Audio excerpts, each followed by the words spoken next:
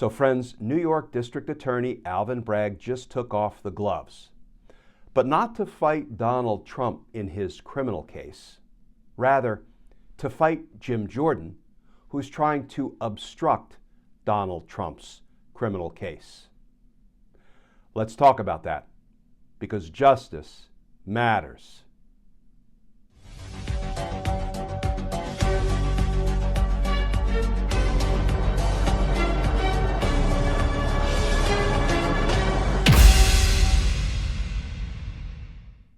Hey all, Glenn Kirshner here. So friends, New York District Attorney Alvin Bragg just sued Representative Jim Jordan in federal court in New York to get Jordan to stop obstructing the prosecution of defendant Donald Trump. Let's start with the New York Times reporting. Headline, Bragg sues Jim Jordan in move to block interference in Trump case. Mr. Jordan, a Republican from Ohio, had subpoenaed a former prosecutor who worked on the Manhattan District Attorney's investigation into former President Donald Trump. The Manhattan District Attorney on Tuesday sued Representative Jim Jordan of Ohio in an extraordinary step intended to keep congressional Republicans from interfering in the office's criminal case against former President Donald Trump. The 50-page suit, filed in federal court in the Southern District of New York, accuses Mr. Jordan of a brazen and unconstitutional attack on the prosecution of Mr. Trump and a transparent campaign to intimidate and attack the District Attorney Alvin Bragg. Mr. Bragg last week unveiled 34 felony charges against defendant Trump that stem from the former president's attempts to cover up a potential sex scandal during and after the 2016 presidential campaign. Now, friends, let me read the opening salvo from D.A. Bragg's 50-page lawsuit that he just filed in federal court in New York against Jim Jordan, trying to get Jim Jordan to stop obstructing the prosecution of Donald Trump. You might want to get comfortable. It's going to take me a minute to read this, but I think it's worth the time. Here's how it starts. Introduction. Plaintiff, District Attorney Alvin Bragg Jr., brings this action in response to an unprecedentedly brazen and unconstitutional attack by members of Congress on an ongoing New York State criminal prosecution and investigation of former President Donald Trump.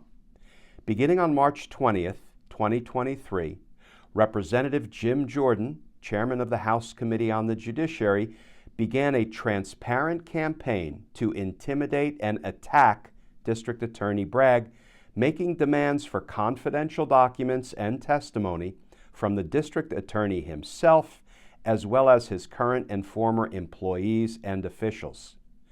2 days after Mr. Trump was arraigned on 34 felony counts in New York State Supreme Court, Chairman Jordan and the committee served a subpoena on Mark Pomerantz, a former Special Assistant District Attorney who participated in an investigation of Mr. Trump and his businesses. The subpoena seeks to compel Mr. Pomerantz to testify in a deposition on April 20th, 2023. Chairman Jordan's demands, including his subpoena to Mr. Pomerantz, seek highly sensitive and confidential local prosecutorial information that belongs to the Office of the District Attorney and the people of New York. Basic principles of federalism and common sense, as well as binding Supreme Court precedent, forbid Congress from demanding it. Congress has no power to supervise state criminal prosecutions, nor does Congress have the power to serve subpoenas for personal aggrandizement of the investigators or to punish those investigated.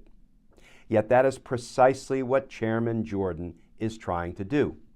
He and his allies have stated that they want the district attorney to come to Capitol Hill to explain himself and to provide a good argument to Congress in support of his decision to investigate and prosecute Mr. Trump.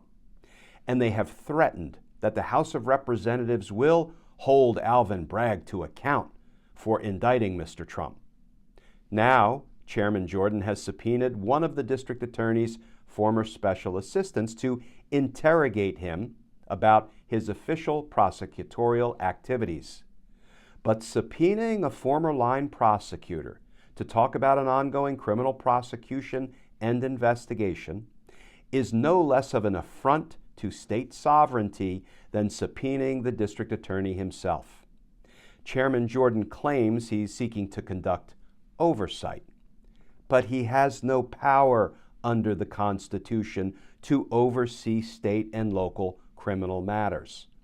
By definition, then, he has no legitimate legislative purpose for issuing this subpoena.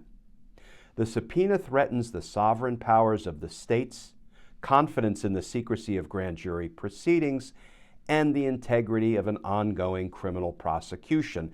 This court should enjoin, that is, block, its enforcement. And friends, just indulge me a couple of more quotes from Alvin Bragg's lengthy opening salvo. Chairman Jordan and the committee have, in essence, appointed Congress as a super grand jury that can flex its subpoena power to second-guess the judgment of New York citizens and interfere with the state criminal justice process. Members of Congress are not free to invade New York's sovereign authority for their or Mr. Trump's political aims. Chairman Jordan is not free to unconstitutionally deploy Congress's limited subpoena power for raw political retaliation, intimidation, or obstruction. In sum, Congress lacks any valid legislative purpose to engage in a free-ranging campaign of harassment in retaliation for the district attorney's investigation and prosecution of Mr. Trump under the laws of New York.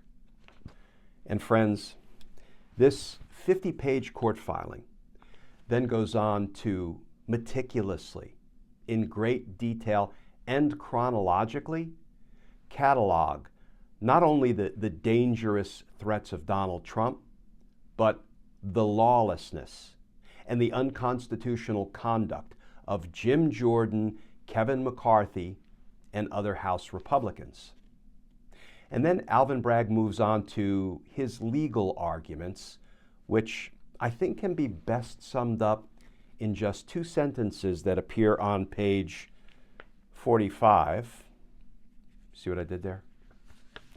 And they read, Congress lacks any enumerated power entitling it to conduct oversight into a single state prosecution in which a local grand jury has voted to bring criminal charges. The Supreme Court held more than 140 years ago that Congress may not deploy its subpoena power to interfere with a case pending in a court of competent jurisdiction. Now, friends, I'm glad Alvin Bragg is going hard, using the federal courts to put a stop to Jim Jordan's obstruction of justice.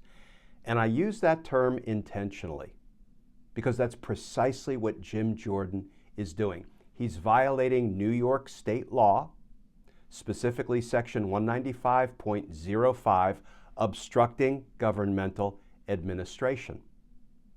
You know, if Jim Jordan robbed somebody in Times Square, he should be indicted for that. He should be held accountable.